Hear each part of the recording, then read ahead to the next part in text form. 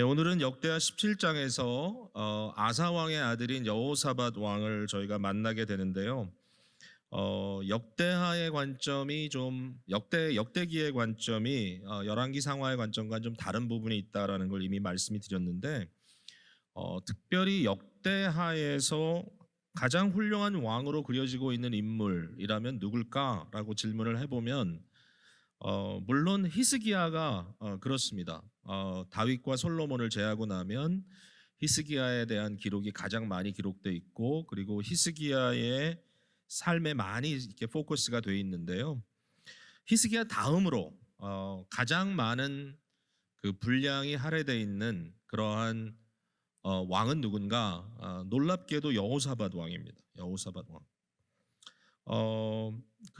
물론 이제 역대기는 다윗과 솔로몬을 제하고는 아직도 참 다윗의 아들을 기다린다라고 하는 그런 어떤 갈망에 차 있는 책이기 때문에 이런 다른 유대의 왕들이 결국 끝까지 성공하지 못한다라고 하는 안타까움이 있죠. 그러니까 여호사밧도 그런 면이 있어요. 그러니까 여호사밧의 경우는 북왕국 이스라엘의 가장 악한 왕이라고 말하는 아합과 사돈 관계를 맺어가지고 그 관계 때문에 결국은 그 다음 세대, 그러니까 여호사밧의 아들 왕이 결국은 그의 아내가 아합의 딸인데 결국 믿음을 지키지 못했다라고 하는 안타까움이 이제 이어서 나옵니다. 계속해서 그 일을 제하고는, 아합과의 어떤 연맹을 했던 것을 제하고는 특별히 여호사밧 왕에 대해서 이렇게 나쁜 기록은 전혀 없고요. 굉장히 칭찬 일색으로 이렇게 가고 있는 모습을 보고 있는데,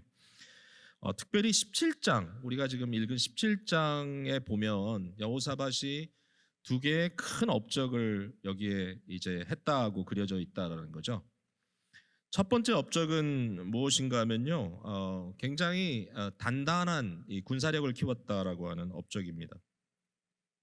17장 1절에서도 보면 스스로 강하게 하였다, 그리고 이스라엘을 방어했다, 그리고 2절에 유다 모든 견고한 성읍의 군대를 주둔시켰다, 이제 이런 얘기가 나오고 있고요.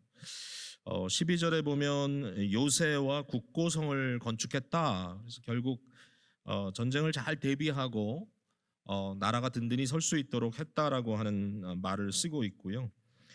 특별히 아주 훌륭한 장수들을 많이 둔 것 같아요. 그래서 13절 예를 들어서 보면 유다 여러 성에 공사를 많이 하고 또 예루살렘에 크게 용맹스러운 군사를 두었다. 그러면서 이제 천부장의 이름들이 쭉 등장을 하고 있습니다. 크게 용맹스러운, 굉장히 아주 단단한 그런 사람들로 굉장히 단단한 군대를 이루는, 그러니까 그 시대에 누구도 쉽게 넘볼 수 없는 그런 군사력을 지닌 나라로 세웠다라고 하는 것이 이제 기록되어 있어요.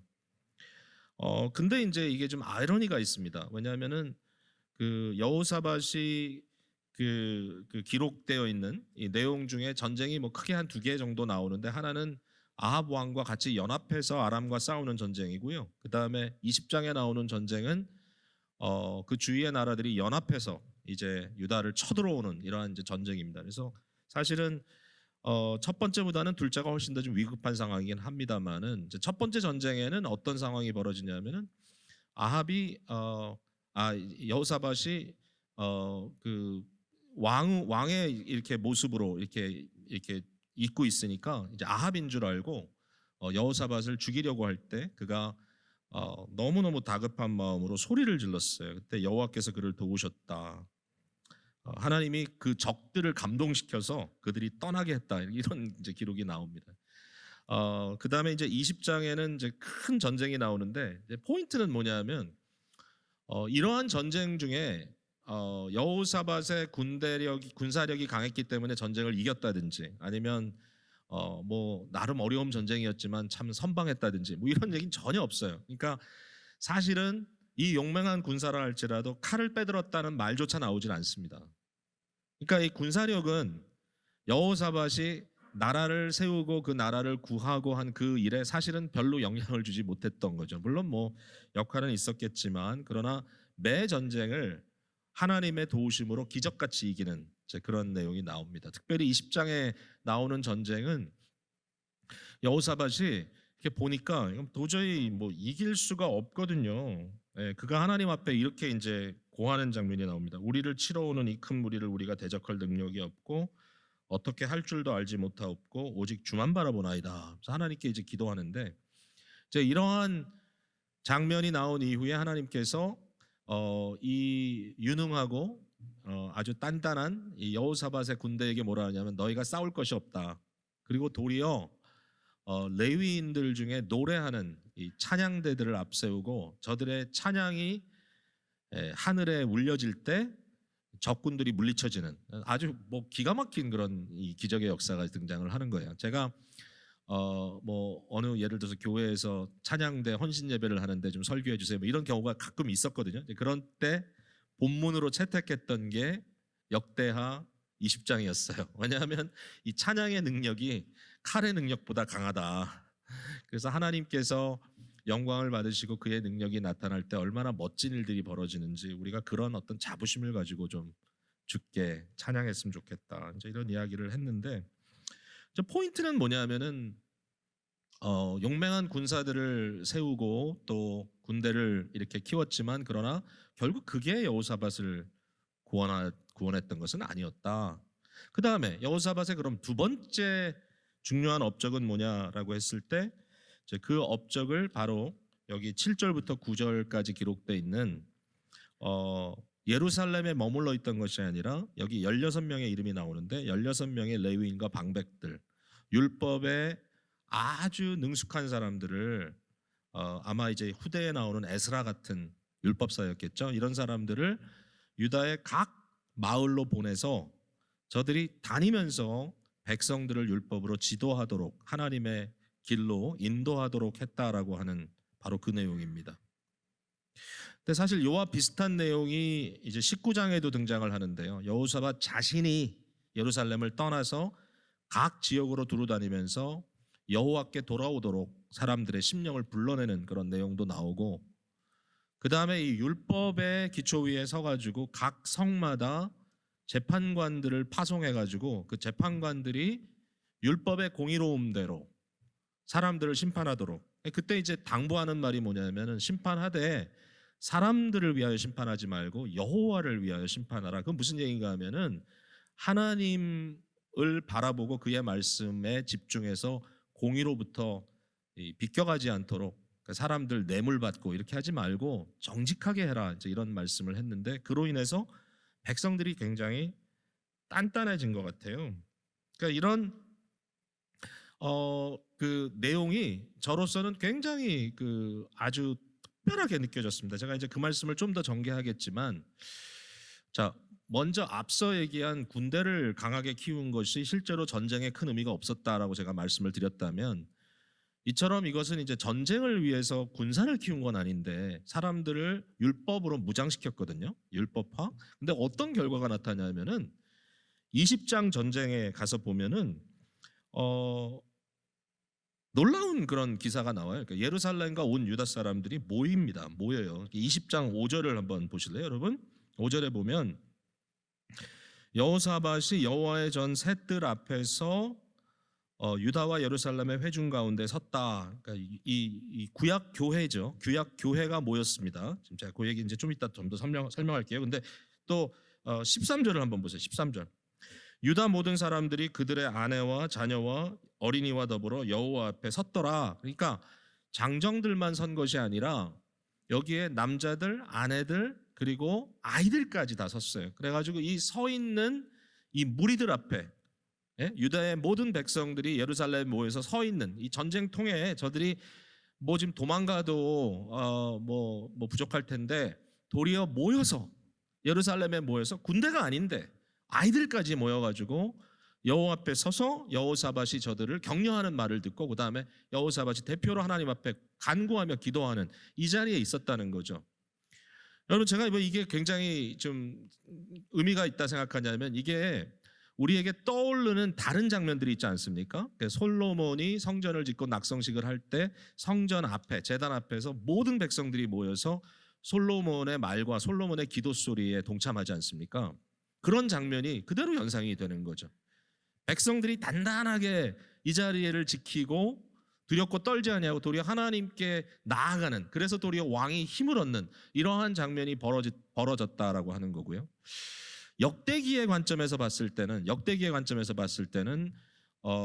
포로되었다가 돌아온 이스라엘 그 유대인들이 굉장히 영적으로 침체되고 말씀에 대한 깨달음이 없을 때 에스라를 중심으로 하는 부흥운동이 일어나지 않습니까? 그때 모든 백성들이 광장에 모여서 에스라가 단을 세우고 거기서부터 율법을 가르치는 것, 말을 잘 이해 못하는 사람한테는 통역하고 해석해서라도 그 말씀을 이해하도록 가르쳤을 때 그 자리에서 어린아이들 어른들 할 것 없이 눈물을 흘리며 하나님께 돌아오는 그런 역사가 있었지 않습니까? 그러니까 역대기는 좀 눈물 어린 책이라고 저는 생각해요. 역대기의 관점에서 이러한 것들을 생각하고 갈망하면서 이 여호사밧의 이러한 율법 중심적인 백성들의 의식화, 그들의 개혁, 이것이 결국은 이처럼 단단한 나라를 만들었다. 이제 이게 여기에 강조되고 있다라고 생각을 해요. 자, 오늘 저는 여러분께 이런 말씀을 드리려고 합니다. 자, 특별히 이 두 번째 업적, 그러니까 여호사밧이 사람들을 보내서 백성들을 율법으로 깨우쳤던 이 사건에 대해서 두 가지로 생각을 해봤으면 좋겠어요. 두 가지 이슈가 좀 떠오르더라고요. 하나는 뭐냐면은 이 상황 자체가 굉장히 구약에서는 보기 드문 아주 뜻밖의 장면이라는 거예요. 뜻밖의 방향이다. 이 방향이라는 제가 말을 씁니다. 왜냐하면 이게 굉장히 중요하기 때문에요. 방향이라는 것이. 오늘 이 내용을 여러분이 잘 이해하면 아마 굉장히 큰 인사이트를 얻지 않을까 그런 생각이 되는데요.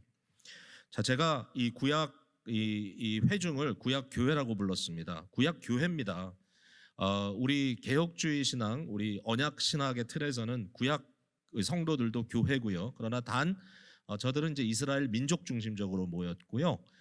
저들에게는 대속의 은혜가 예수 그리스도의 오심으로 이렇게 분명하게 드러나지 않았지만, 그러나 그 대속을 예고하는 무고한 짐승의 피를 흘림으로써 죄를 사함받는 이러한 제사 제도가 그들에게 있었고, 그 다음에 하나님의 뜻이 전달되는 하나님의 그 토라 율법이 있었고, 하나님의 선지자들이 있었고, 그들을 돌이키며 회개케 하는 역사가 있었고, 그들에게도 우리와 같은 은혜가 있었죠.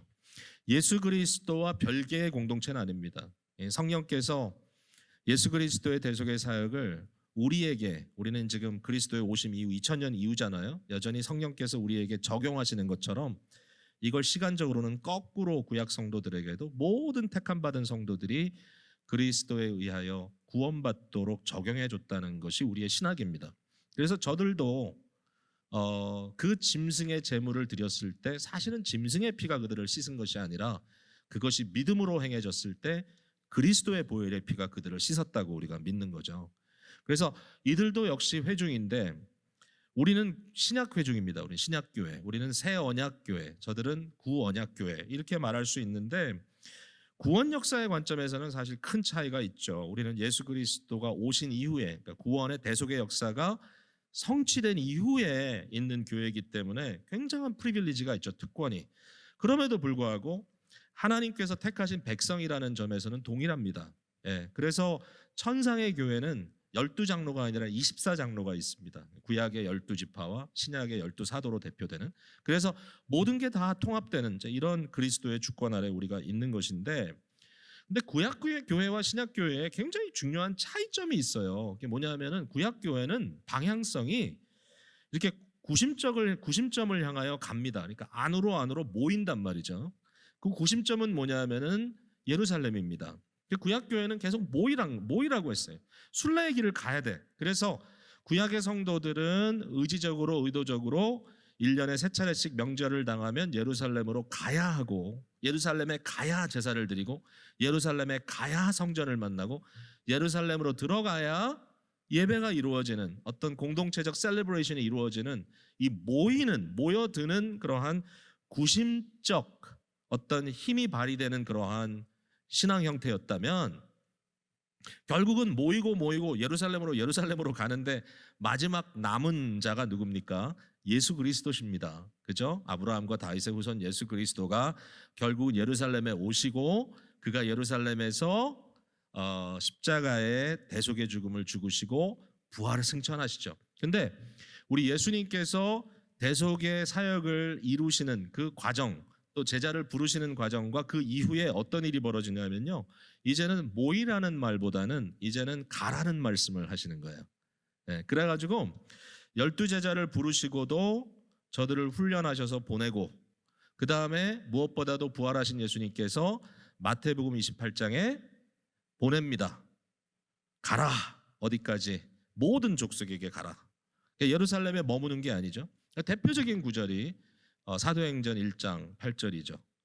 오직 성령이 너에게 임하시면 권능을 받고 너희가 예루살렘에 머물 것이 아니라 예루살렘과 온 유대와 사마리아와 땅끝까지 이르러 나의 증인이 되리라. 그래서 결국은 예수 그리스도의 이 구심적 역사라기보다 원심적, 이게 말이 어렵지만 어려운 단어죠. 하지만 안으로 모이는 어떤 무브멘트가 아니라 안에서부터 바깥으로 흩어지는 이런 역사를 통해서 복음이 우리에게까지 왔다.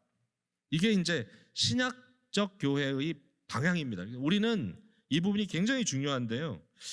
이게 놀랍다는 거예요. 비록 이 모습이 작은 모습이긴 합니다만은 뭐 대단한 캠페인이 아닌 것처럼 느껴져도 그래도 역대기를 기록하는 사람의 마음속에 이것이 굉장히 획기적이다라고 기록할 만큼, 이 내용은 이 역대기 17장 나오는 말씀은 열왕기 이상에는 없거든요. 이 말씀이 이렇게 기록해 줄 만큼 의미가 있고 우리에게도 의미가 있는 거예요. 왜냐하면 여호사밧이 여기에서 예수님의 역할을 미리 보여주는 그 일을 참 잘 수행하고 있다는 겁니다.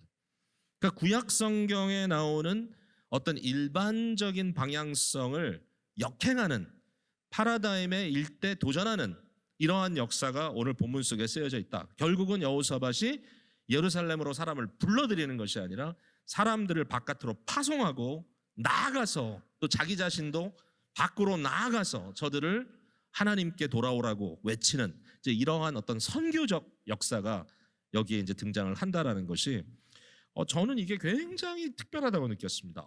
여기에서 우리는 그리스도를 보는구나.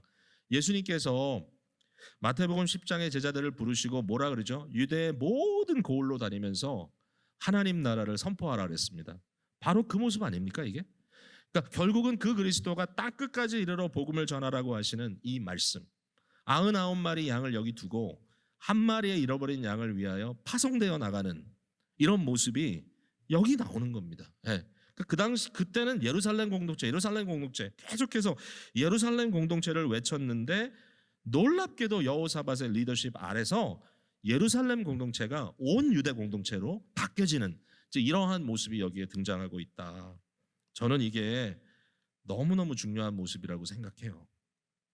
여러분, 우리는 여호사밧이 이렇게 보여준 이 모습, 즉 예수 그리스도를 통하여 완성된, 성취된 그 모습이 우리에게 주어져 있어요. 여기서 이것을 우리가 정말 잘 이해해야 돼요. 교회는 보냄받은 교회입니다. 교회는 미시오 데이, 하나님의 선교에 들어가 있는 교회입니다. 이 미시오 데이라는 말은 뭐냐면 하나님은 보내시는 하나님이라는 겁니다. 어떤 의미에서? 성부가 성자를 세상에 파송하시고 성부와 성자께서 성령을 세상으로 교회로 보내시고 성자와 성령께서 교회를 세상으로 파송하시고, 그리고 파송된 교회는 매 주일마다 예배의 선표를 통하여 성도들을 다시 세상으로 재파송하는, 우리는 끊임없이 무브먼트 속에 있다. 여러분, 제가 한 가지 좀 아쉬운 게 있다면, 제가 혹시라도 좀 오해를 불러일으켜서 여러분이 속한 선교회가 그냥 파송된 선교사들을 뒤에서 돕는 정도의 역할을 하는 거다, 그것이 우리의 목적이다라고 생각했다면 좀 아쉽다라는 생각이 들더라고요. 마음에 내가 좀 잘못 설명을 했나 보다. 왜냐하면 이원론에 빠질 수가 있습니다. 선교사들은 선교하는 거고 우리는 안 하는 거다. 전혀 아니죠. 글로벌, 로컬 이제는 구별이 없고요. 우리가 이 자리를 떠나는 순간 우린 선교사입니다. 모이는 교회를 떠나는 순간 우리 자신이 선교사이기 때문에 선교사가 있는 자리만 다를 뿐이지, 또 그들의 어떤 도움을 우리가 서로 채울 뿐이지 그들은 선교하고 우리는 안 한다? 전혀 아닙니다. 우리 모두가 다 떠나야 합니다.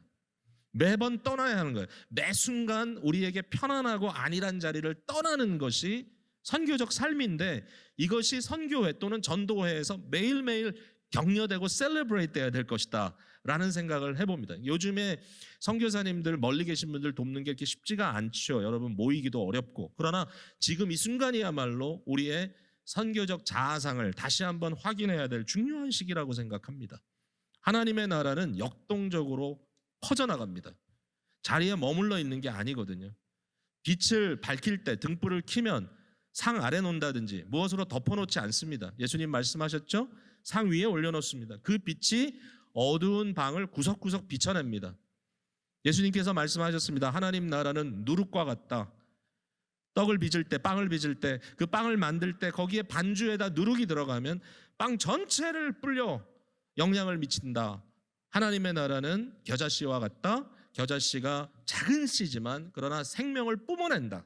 그 씨가 심겼을 때 그 씨를 통하여 거대한 나무가 생기고 그 거대한 나무 밑에 수많은 새들과 심지어는 사람들도 깃든다고 얘기하는 거죠. 이게 하나님 나라의 역동성이다. 여러분, 우린 그런 존재입니다. 오늘 저와 여러분이 역동적인 존재라는 것을 잊지 말아야 돼요. 우리는 파송받은 자들이다. 이게 도대체 어떻게 사라져야 되느냐? 저는 이것이 인사이드, 아웃사이드 모든 면에 사라져야 된다고 생각합니다. 무엇보다도 우리는 예배라고 하는 이 귀한 자리에 지금 나와 있는데요. 심지어는 예배도 왜곡이 되면 어떤 문제가 생기냐면 예배조차도 나중심적인 게 됩니다. 예배가 진정한 의미에서의 자기 중심을 떠나 하나님께 나아가는 여정이거든요. 관심이 나에게 있는 것이 아니라 하나님께 있는 거거든요. 하나님의 영광에 모든 관심이 집중되는 거거든요. 그게 예배입니다. 예배는 사실은 떠남입니다. 자아의 관점에서, 자기 중심성에서부터 자기에 대한 어떤 고민, 자기에 대한 번민, 나나나나 하던 이런 마음에서부터 떠나 하나님 중심적으로 나아가는 여정이란 말이죠. 이게 파송입니다. 일종의. 나의 개인의 삶 속에 영성에서도 이게 역사하지 않으면 결국은 이것이 나의 삶으로 드러나지 않거든요. 여러분, 정신적으로 좀 이렇게 쇠약하다든지 질병에 걸려 있는 경우에 많은 경우에 나타나는 건 뭐냐면 자기 집착이 엄청 강합니다. 모든 게 자기 예민성입니다. 여러분, 음악을 연주하거나 이런 뭐 어떤 퍼포먼을 하는 분들이 제일 힘들 때가 뭐냐면 자기 자각이 너무 강해질 때입니다.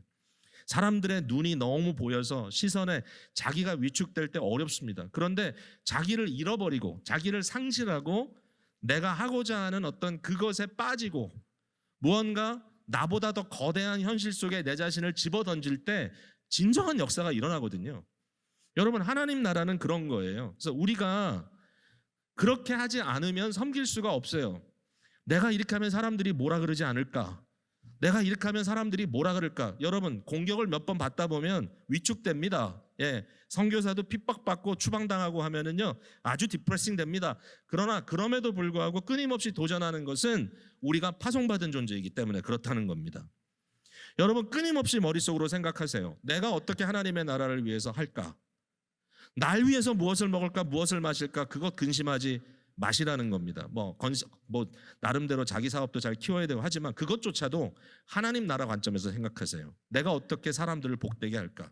내 손님들이 얼마나 나를 통해서 혜택을 입을까?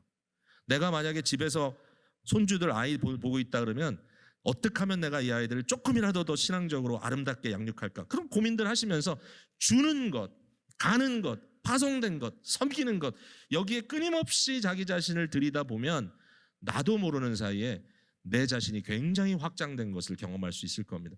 우리는 그런 존재고요. 예수 그리스도가 우리를 이것을 위해서 보냈습니다. 우리는 하나님 나라의 일꾼입니다. 여러분, 아멘입니까? 아멘 믿으시기 바라요. 그래서 오늘도 좀 환해지시기 바랍니다. 두 번째, 제가 한마디 더 드리고 싶은 내용은 뭐냐면 이 나갔을 때 무엇을 전했느냐, 여기에 전한 것은 율법입니다. 율법, 컨텐츠죠. 컨텐츠. 제가 율법에 대해서 의미를 좀 말씀을 드리고 말씀을 맺고 싶어요. 그러니까 율법에 대한 얘기를 했을 때 어떤 분들은 처음부터 율법 그러면 일단 딱 막힙니다. 그리고 무겁다 생각합니다. 싫다고 생각합니다. 그러면서 이렇게 얘기합니다. 아니, 우리가 지금 중요한 건 율법이 아니고 복음이잖아요. 왜 자꾸 율법 얘기를 합니까? 그렇게 이제 얘기를 하시는 경우도 있는데요. 이게 이제 왜곡입니다. 왜냐하면 율법이 없이는 복음도 없습니다. 복음의 배경은 율법입니다. 율법이라고 하는 것이 깔려 있을 때 이것을 완성시키신 예수 그리스도의 삶과 그의 죽음과 그의 부활이 등장을 하는 거고요. 결국은 예수 그리스도의 이 율법의 완성 속에 우리가 이렇게 참여하는 것이 되고 우리의 삶 속에 그리스도의 삶이 우리에게 흘러들어오는, 결국 다 설명하다 보면 그 모든 그 어떤 그 기반에서부터 이것이 설명될 수 있는 겁니다. 어떤 분들은 율법에 대해서 굉장히 이렇게 부담을 갖고 있는데, 저는 사실은 율법에 대한 부담을 우리가 갖고 있을 필요가 없다고 생각합니다. 도리어 율법주의에 대한 부담을 가져야 됩니다. 율법주의는요, 율법을 축소시키는 겁니다. 그리고 내가 할 수 있는 몇 가지로 추립니다. 그리고 그것에 대한 엘리티즘을 갖는 겁니다. 나는 그거 잘할 수 있는데, 나는 일주일에 2번 금식하는데, 나는 이렇게 구제하는데, 나는 기도를 이렇게 하는데, 이러면서 자기가 하는 것들을 가지고 자기의 의의를 세우는 것이 율법주의거든요. 여러분, 율법주의는 기독교가 아닙니다. 아무리 기독교의 탈을 쓰고 있다 할지라도 기독교 아닙니다. 왜 그런지 아세요? 율법주의자들은요, 여러분 잘 들어보세요. 예수님을 필요로도 하지 않고 사랑하지도 않습니다. 자기 의의가 중요하기 때문에. 그래서 예수님을 사랑하지 않고 예수님을 모르는 율법주의자들이 득세하는 그러한 상황이라면 참 교회가 너무 한심합니다. 그러니까 율법주의는 아니에요. 율법주의는, 이것은 기독교도 아니고, 구원 받았나? 안 받았을 거예요 아마. 정말 율법주의자들은. 바리새인들도 회개해야 하나님 나라 들어가는 거지, 아무리 율법 잘 지킨다고 되는 게 아니거든요. 그러니까 율법의 문제가 아니라 율법주의의 문제입니다. 여러분, 율법은요, 만약에 그 단어가 여러분들에게 좀 거침이 된다면, 시편 119편을 묵상하시면 율법과 동일한 여러 가지 단어들이 등장을 해요. 거기 보면 하나님의 증거, 하나님의 법도, 하나님의 율례, 하나님의 계명, 하나님의 판단, 하나님의 말씀, 하나님의 규례, 하나님의 도, 이게 다 똑같은 말입니다. 그러니까 결국 그 율법의 역할에 대해서는 우리가 여러 가지로 이제 좀 잘 정리를 해야 되겠지만, 근데 중요한 건 뭐냐면, 율법이 뭐냐? 율법은 한마디로 하나님의 거룩한 성품에서부터 흘러나오는 하나님의 거룩한 뜻입니다. 그게 율법입니다. 그걸 사람들, 즉 하나님의 백성들이 들을 수 있는 것으로 언어로 표현해 준 것을 율법이라고 우리가 이야기하는데, 이것을 제대로 이해하면 시편 기자가 말한 것처럼 꿀과 꿀송이보다 더 달다. 하나님의 말씀이 꿀과 꿀송이보다 더 달다. 아니, 무슨 규율이 무슨 달아요? 이래라 저래라 하는 어떤 그런 듀티, 어떤 책임을 부여하는 게 왜 달아요? 근데 여러분, 이게 기가 막힌 거예요. 왜냐하면 구약 성도가 이 율법을 가지고 있고요, 하나님의 도, 하나님의 견고한 도죠, 이걸 갖고 있을 때 주위 사람들과 비교할 수 있지 않습니까? 적어도 이방인들, 페이겐, 이 하나님을 모르는 다른 이 타락한 종교들이 가지고 있는 것과 비교했을 때 어떤 차이가 있냐면은, 타락한 종교는 뭐냐면요, 자기의 욕망밖에 몰라요. 자기 욕망이에요. 자기의 디자이어. 그래가지고 그 욕망을 채워달라고 신한테 비는 거예요. 자기가 무엇을 먹을까 고민하면 신한테 가서 쪼르는 거예요. 이거 주세요, 저거 주세요. 그래서 신을 자기의 욕망을 채우는 어떤 용도로 사용하는 거예요. 그것이 일반적인 종교의 모습입니다. 그런데 하나님을 믿는 종교는 달라요. 여호와를 믿는 종교는 뭐냐면, 하나님의 아주 객관적인 가치, 그것을 한마디로 진리라고도 말하고 선이라고도 말하고요, 그것을 아름답다라고도 할 수 있어요. 우리의 가치 기준을 뛰어넘는, 나의 욕망이 중심이 되는 것이 아니라 하나님의 이 아름다운 진리가 중심이 되어서, 이 세상에 누구도 그것을 거역할 수 없는, 왕이라도 안 되는 거예요. 진정한 의미에서 이스라엘은 독재가가 나올 수가 없고요, 폭군이 나와서는 안 돼요. 왜냐하면 그렇게 나오면 사람들이 그들을 제거할 근거가 있어요. 법이라는 게 있어요. 하나님의 말씀. 그래서 하나님의 도가 이처럼 달다, 꿀과 같다, 이렇게 얘기를 하는 거예요. 너무너무 다른 거예요, 이게 상황이. 오늘날 우리에게도 율법은 우리가 뭐가 죄인지를 깨닫게 해주고요, 일반 사회 속에서는 이런 살인하지 말라, 간음하지 말라라는 이런 말들이 죄를 억제할 수 있는 역할을 하기도 합니다. 더 이제 우리에게 중요한 것은, 예수 그리스도 안에서 믿음으로 거듭난 저와 여러분들에게 이 율법은 하나님 안에 하나님의 백성으로 거룩하게 선하게 살아갈 수 있는 길이 무엇인지를 우리에게 보여주는 겁니다. 제가 고민을 좀 해봤어요. 이 말씀을 어떻게 좀 이해시키면 성도님들이 좀 마음에 여기에 대해서 밝은 깨달음이 올까? 율법이 과연 무슨 역할을 하는가? 제가 보니까 몇 가지 중요한 역할을 해요. 첫 번째는 언약적 세계관을 깨닫게 해줘요. 좀 어려운 용어지만 지금 화요일마다 세계관 공부하는 분들 계시잖아요. 다른 게 아니에요. 세계관은 이런 질문하는 거예요. 나는 누구인가? 나는 어디서부터 왔는가? 내가 거하는 이 세상은 무엇인가? 과연 뭐가 문제인가? 죄의 문제를 하고 무엇이 그러면 이것을 구원할 것인가? 해결할 것인가? 이런 것들을 얘기하는 게 이 세계관인데, 이 언약적 세계관이라는 건 뭐냐면은 하나님과의 관계 속에서 나 자신을 이해하게 되는 거라는 거예요. 절대로 내가 중심이 아닙니다. 하나님이 중심이고요. 창조주가 계시기 때문에 내가 있는 거고요. 나의 존재는 그냥 뭐 아무것도 아닌 단세포에서부터 내가 이렇게 나와서 우연히 이렇게 된 것이 아니고요. 가끔 우리가 우연히 뭐 됐다고 얘기하는데 사실은 엄밀히 따지면 우리 누구도 우연한 사람 하나도 없습니다. 그리고 각자 다 유니크합니다. 다 독특합니다. 창조주 하나님의 위대한 독특한 이 모습들로 우리가 만들어져 있다. 우리에게 목적이 있는데요. 우리가 천국에 가도요. 나중에 이 영원한 나라에서도요. 영광 중에 있을 때 우리가 절대로 동일한 말을 하지 않을 거예요. 지금도 사람들마다 생각도 다르고 말도 다르고 성격도 다르고 톤도 다르잖아요. 하나님은 무한하신 하나님이시기 때문에 우리를 똑같이 공장에서 찍어내듯이 만든 게 아니라 각자에게 주어진 독특함이 있을 거다고 이렇게 생각을 할 수 있어요. 마치 문들이 많지만 또 키가 많지만 키가 다 다른 문을 열듯이 우리 한 사람 한 사람에게는 하나님의 영광을 여는 독특한 키가 하나씩 다 있을지 몰라요. 중요한 건 뭐냐면 우리가 누구냐라고 했을 때 우린 하나님의 피조물로서 보냄받은 자들이라고 하는 확고한 생각이 율법 속에서 나와요. 또 하나님의 온전한 주권과 다스림이 등장을 해요. 참 목자 되신 우리 주님께서 우리를 돌보시고 우리를 항상 붙들고 계시다고 하는 그 사실을 이해하게 돼요. 마지막으로 굉장히 중요한 게 뭐냐면 잘 사는 법을 배워줘요. 잘 사는 법. 성도로 잘 살아야 되지 않겠어요, 여러분? 우리가? 근데 이 잘 사는 법이 뭐냐면요. 이런 거예요. 아주 간단하게 얘기하면 우리의 전 힘을 다해서 하나님을 사랑하고 내 이웃을 내 몸같이 사랑하는 거예요. 그게 율법의 대강령이에요. 어떻게 하면 우리가 잘 살 수 있을까? 저는 여기에 대해서 미가서 말씀이 너무 저한테 좋아요. 이 말씀이 너무 좋아요. 미가서 6장 8절 말씀인데 한번 들어보세요. 사람아, 주께서 선한 것이 무엇임을 내게 보이셨으니 다 가르쳐줬다는 거예요. 여호와께서 내게 구하시는 것이 뭐냐? 오직 정의를 행하며. 그러니까 이 정의, 공의 이 말은 우리 모든 사람들이 다 fair한 것을 추구한다는 거예요. 공정한 것. 근데 뿐만 아니라 이 세상이 공정하지가 않아요.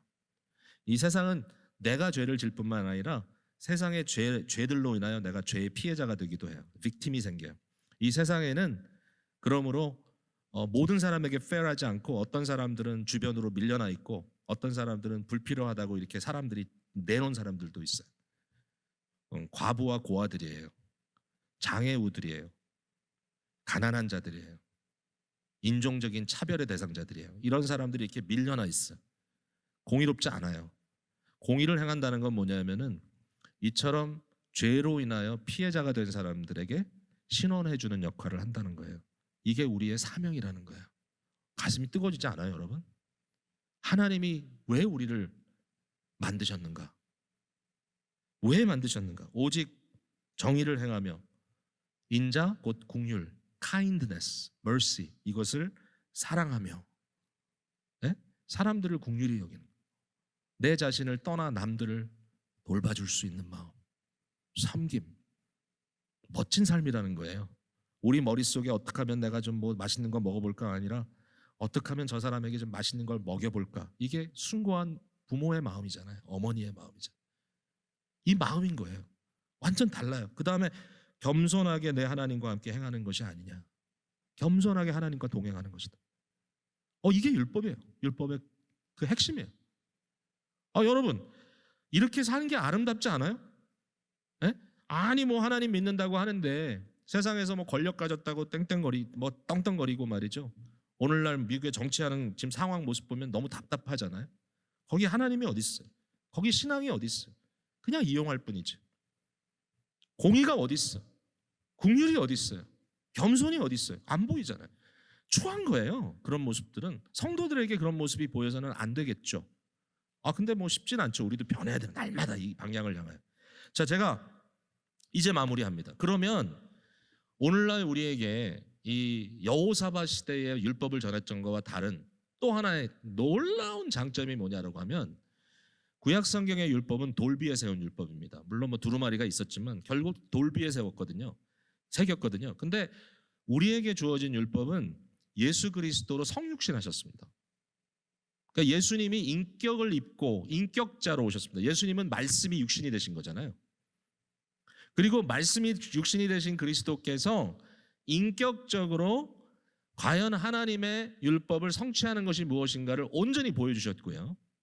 결국 그리스도를 보는, 우리는 이제 돌비를 안 봐요. 예수님을 보지. 그리고 예수님에 대한 걸 보고요. 그 다음에 뿐만 아니라 그리스도께서 뭐라 하셨습니까? 내가 곧 길이요 진리요 생명이니 나로 말미암자고는 아버지께 갈 자가 없는데, 근데 내가 너희와 함께하지 않으면 어떡하겠냐? 내가 너희를 고아처럼 버려두지 아니하고 내가 반드시 너희에게 오리라. 근데 그 주님께서 성령으로 우리에게 오셨단 말이죠. 여러분, 성령이 이렇게 떠도는 게 아니에요. 성령이 오셨다 그러면 뭐 여기 불이 보이는 게 아니라 우리의 심령에 오신 거예요.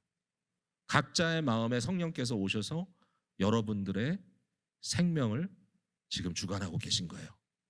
우리 거듭난 자들은 이 놀라운 특권이 있는데요. 여러분, 바로 예레미야 선지자와 에스겔 선지자가 그토록 예언했던 거 있죠. 뭐죠? 돌 위에 새겨졌던 율법이 너희의 마음에 새겨지는 날이 올 것이다. 우리 마음에 성령의 생명의 법이 우리 속에 새겨져서요. 하나님 거역하고 하나님 기쁘시지 하지 않고 죄 지은 날 여러분 밤에 잠이 오던가요? 잠이 안 옵니다. 괴롭습니다. 내가 이렇게 살아서는 안 되는데. 깨달아지나요? 그런 순간들이.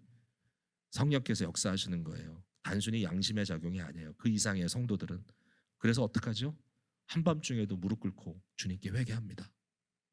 토해내야 돼요. 여러분, 우린 그런 존재예요. 무장됐을 때 언약적 세계관으로, 하나님의 주권 정신으로, 그리고 잘 살 수 있는 이 율법의 공의와 긍휼과 겸손함으로 우리가 잘 무장될 때 여호사밧 시대의 백성들보다 더 위대한 예수 그리스도의 백성으로 이 시대를 살아가게 될 줄로 믿습니다. 이것만큼 감사한 일이 있을까요? 이런 비전을 보여주신 하나님을 찬양합니다.